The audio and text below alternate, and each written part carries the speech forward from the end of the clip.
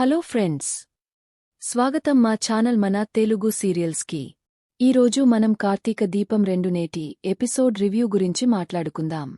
సీరియల్లో ఏం జరిగింది, ఏం స్పెషల్ సీన్స్ వచ్చాయి అనేది డీటెయిల్స్గా మీకు షేర్ చేస్తాను. ముందుగా వీడియోని చివరి వరకు చూడండి, లైక్ చేయండి, సబ్స్క్రైబ్ చేయండి, బెల్ ఐకాన్ నొక్కండి. లేదంటే వాడు తీరా దొరికిపోయి నన్ను ఇరికించేస్తాడు అని చెప్పి అనుకుంటూ సత్తిపండుకు ఫోన్ అయితే ట్రై చేస్తుంది. ఇక సత్తిపండు ఫోన్ లిఫ్ట్ చేయడు. ఎలాగైనా సరే వాడిని కలవాలి అని చెప్పి కంగారుగా అయితే కిందకి వస్తూ ఉంటుంది. అప్పుడే సత్తిపండు కాల్ బ్యాక్ అయితే చేస్తాడు. ఇక హాల్లో సత్తిపండు కాల్ని అయితే లిఫ్ట్ చేస్తుంది జ్యోత్స్న. ఇక జ్యోత్స్న, రేయ్ సత్తిపండు ఎక్కడున్నావురా, ఫోన్ చేస్తే లిఫ్ట్ చేయవేంటి అని అంటూ ఉండేసరికి అప్పుడే అటుగా అయితే ఇక దశరథ వస్తాడు. దశరథ జ్యోత్స్న ఎవరితో మాట్లాడుతుంది. సత్తిపండు అంటుందేంటి, సత్తిపండు అంటే ఆ రోజు ఇంటికి వచ్చిన వాడిని దీప తీసుకొచ్చిందని మేమంతా అపార్థం చేసుకున్నాం కదా. మరి అలాంటి సత్తిపండు దీపికి ఫోన్ చేయాలి కాని జ్యోత్స్నాకి ఎందుకు కాల్ చేస్తున్నాడు అని చెప్పి అనుకుంటూ ఉంటాడు. ఇక జ్యోత్స్న, రేయ్ సత్తిపండు, నువ్వు మన లొకేషన్కి వచ్చే, నీతో చాలా ముఖ్యమైన విషయం మాట్లాడాలి అని చెప్పి అనడంతో ఇప్పుడే వస్తాను మేడం, మీరు కూడా వస్తూ నాకు కొంచెం అమౌంట్ తీసుకురండి అనేసరికి ఎంతసేపటికి అమౌంట్ అని నా ప్రాణం తీస్తున్నావే అని చెప్పి అనేసరికి మీకు నేను చేసిన సహాయం మరి అంత పెద్దది కదా మేడం, చెప్పండి. లేదు కుదరదు అంటే ఇప్పటికిప్పుడే నేను పోలీసులకి లొంగిపోతాను, మీరే మీ డాడీని షూట్ చేయమని చెప్పానంటాను అనేసరికి అది కాస్త ఇక దశరథ్ చెవిన పడుతుంది. షాక్ అయిపోతాడు. ఏంటి, సత్తిపండు నన్ను షూట్ చేసడా అని చెప్పి కంగారు పడిపోతూ ఉంటాడు. అప్పుడు జ్యోత్స్న, రేయ్ సత్తిపండు, నోరు ముయ్యి, నేను ఇప్పుడే వస్తున్నాను, తోక జాడించకు అని చెప్పేసి ఇక జ్యోత్స్న అయితే కంగారుగా సత్తిపండు దగ్గరికి బయలుదేరుతుంది. అది గమనించిన దశరథ, నేను ఇంకా ఆలస్యం చేయకూడదు, అర్జెంట్గా జ్యోత్స్న వెనకలే వెళ్ళాలి. అసలు జ్యోత్స్న ఎవరిని కలుస్తుంది, ఎవరు నన్ను షూట్ చేశారో తెలుసుకోవాలి అని చెప్పి అనుకుంటూ దశరథ కూడా ఇక జ్యోత్స్న వెనకల ఫాలో చేస్తూ వెళ్తాడు. ఇక జ్యోత్స్న సత్తిపండుని కలుస్తుంది. సత్తిపండుని లాగిపెట్టి కొడుతుంది. మేడం ఎందుకు కొట్టారు అని అంటూ ఉండేసరికి ఫోన్ చేయగానే లిఫ్ట్ చేయాలి అనేది తెలియదా అని అంటూ ఉండేసరికి సారీ మేడం, ఆ ఫోన్ సైలెంట్లో ఉంది, అందుకే నాకు సౌండ్ వినిపించలేదు, అంతమాత్రాన్నే ఇంతగా చేసుకోవాలా అని అంటూ ఉండేసరికి నీకు నా టెన్షన్ అర్థం కావట్లేదు. అక్కడ నా బావ తన భార్య ఏ తప్పు చేయలేదని రుజువు చేయడం కోసం నానా తంటాలు పడుతున్నాడు. ఇప్పుడు కాని నేను నిన్ను పురమాయించి మా డాడీని షూట్ చేయించాలని తెలిస్తే మాత్రం నన్ను ఒక ఆట ఆడుకుంటాడు. నువ్వు ఈ డబ్బు తీసుకొని చాలా దూరంగా పారిపోలేదంటే నీతో పాటు నేను కూడా దొరికిపోతాను. నీకు పుణ్యం ఉంటుంది, వెళ్ళురా వెళ్ళు, ఎంత దూరం కుదిరితే అంత దూరం వెళ్ళిపో అని చెప్పి అనేసరికి అలాగే మేడం అని చెప్పేసి ఇక అక్కడినుంచి సత్యపండు డబ్బు తీసుకొని వెళ్ళిపోతాడు. డాడీ, మిమ్మల్ని షూట్ చేయించినందుకు ఇప్పుడు నేను చాలా బాధపడుతున్నాను. మీరు మాత్రం మమ్మీతో కలిసి మాట్లాడుకుంటూ ఇప్పుడు దీపని నేరస్తురాలు, హంతకురాలు అని చెప్పిస్తున్న నా గురించి మీరు డాసు బాబాయిని చంపాలని చూసింది నేనే అని నిజాన్ని మమ్మీకి చెప్పేస్తారు. అది నాకు పెద్ద సమస్య అవుతుంది. మీరు మమ్మీకి నిజాన్ని చెప్పలేక మమ్మీని దూరం పెడుతూ మీలో మీరు కుమిలిపోవాలి. అలా నెమ్మదిగా మీరు మమ్మీ దూరమయ్యేలాగా చేస్తాను. అప్పుడు ఆ నిందని కూడా దీపపై మోపుతాను. దీపని శాశ్వతంగా ఇంటి నుండి దూరం చేస్తాను అని చెప్పి అనుకుంటూ ఉంటుంది. అదంతా ఈయక దశరథ అయితే చాటుగా వీడియో తీస్తాడు. సుమిత్ర నీ కూతురు ఎంత రాక్షసో, ఎంత కుట్రలు కుతంత్రాలు చేస్తుందో ఈ వీడియో ద్వారా నీకు అర్థమవుతుంది. వస్తున్నాను సుమిత్ర, ఇన్నాళ్ళు నీ కూతురు ఎంతో తప్పు చేయనట్టుగా దీపే తప్పులన్నీ చేస్తున్నట్టుగా అనుకుంటున్నావు కదా. ఇప్పుడు నీ భర్తని, తన తండ్రిని చంపాలనుకుంది ఎవరో కాదు నీ కూతురే అని. తెలిస్తే ఏం చేస్తావో అది చూస్తా అని చెప్పి అనుకుంటూ దశరథ అయితే చాలా కోపంగా సుమిత్ర దగ్గరికి వస్తాడు. ఇక సుమిత్ర దశరథని చూసి మొహం తిప్పుకుంటుంది. అప్పుడు దశరథ నేను నీతో ఏదో మాట్లాడాలని ఇక్కడికి రాలేదు. నీ కూతురు చేసిన దారుణాన్ని నీకు చూపించి కళ్ళు తెరిపించాలని ఎవరు ఏంటో తెలుసుకుంటావా అని వచ్చాను అనేసరికి ఏం మాట్లాడుతున్నారండి అని అంటూ ఉంటుంది. ముందు ఒక్కసారి వీడియో చూడు అని చెప్పేసి వీడియోని చూపిస్తాడు. ఆ వీడియో చూసిన సుమిత్ర షాక్ అయిపోతుంది. ఏంటి మిమ్మల్ని షూట్ చేయించింది జోస్ నాన్న, అది కూడా సత్తిపండు ద్వారానా అని చెప్పేసి స్టన్ అయిపోతుంది. ఇక మిగతాది కూడా చూడు సుమిత్ర.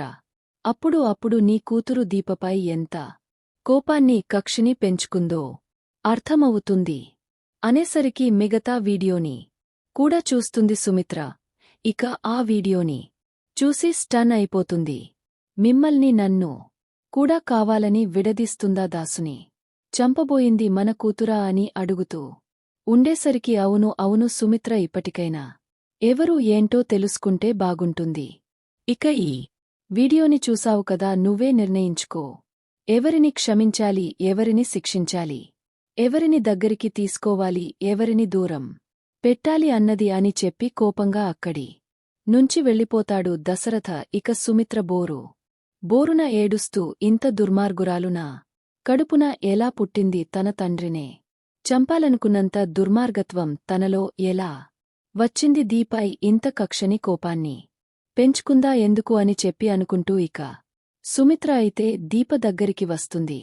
ఇక దీప కిచెన్ రూమ్కి వచ్చిన సుమిత్రని చూసి అమ్మా ఏమైనా కావాలా అని అడుగుతూ ఉంటుంది. అవును దీప, నువ్వే కావాలి, నువ్వు నన్ను క్షమించడం కావాలి అని చెప్పి అనేసరికి అమ్మ నేను మిమ్మల్ని క్షమించడం ఏంటి అని అంటూ ఉండేసరికి తప్పు చేసిన వాళ్లని క్షమించాలి కదా దీప, నేను తప్పు చేశాను, నా కూతురిని నమ్మాను, నా కూతురే తన తండ్రిని చంపాలనుకుంది, ఆ నిజే ఇప్పుడే ఆయన నాకు తీసుకొచ్చి చూపించారు.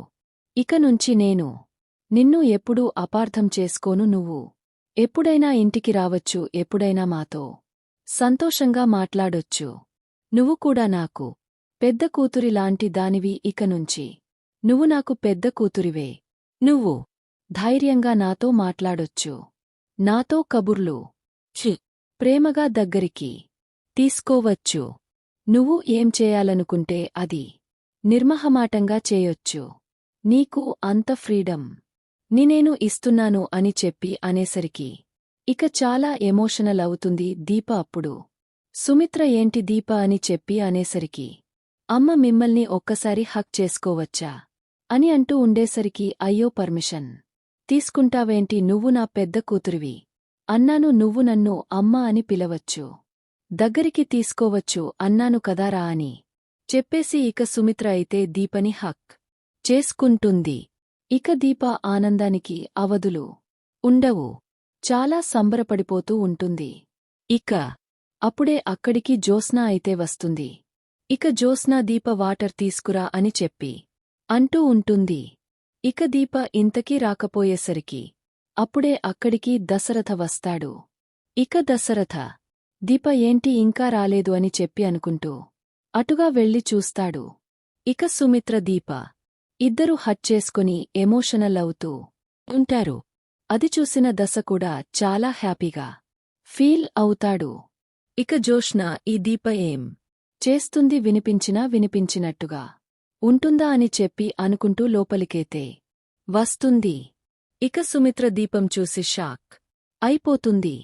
మమ్మీ ఏం చేస్తున్నావని అంటూ ఉండేసరికి నోడు మోయి ఈ గొప్ప మాట మాట్లాడావంటే నేను ఏం చేస్తానో నాకే తెలీదు, నేనంటే దుర్మార్గురాలు నా కడుపున ఎలా పుట్టిందా అని బాధపడుతున్నాను, నీ బుద్ధి ఏంటో తెలుసుంటే ఆ రోజు నిన్ను చంపేసి ఉండేదాన్ని, లేదంటే బస్ స్టాండ్లో విసిరేసి ఉండేదాన్ని, ఆ రోజు నీ బుద్ధి నాకు తెలియలేదు, ఇప్పుడే కదా మీ నాన్న సాక్ష్యాధానాలతో సహా నువ్వు చేసిన తప్పుని బయట పెట్టాడు, లేదంటే ఇలాగే దీపని అసహించుకుంటూ బాధ పెడుతూ ఉండేదాన్ని, ఆ పాపాన్ని దేవుడు నన్ను ఎంతగానో శిక్షించేవాడు నిజానికి నిన్ను కదా నేను దూరం పెట్టాల్సింది అసహించుకోవాల్సింది అనేసరికి మమ్మీ ఏం మాట్లాడుతున్నావని అంటూ ఉండేసరికి నువ్వే నా భర్తని షూట్ చేయించావు అది కూడా సత్తి పండు ద్వారా ఆల్రెడీ మీ డాడీ ఆ వీడియోని పోలీస్కి పంపించేశరు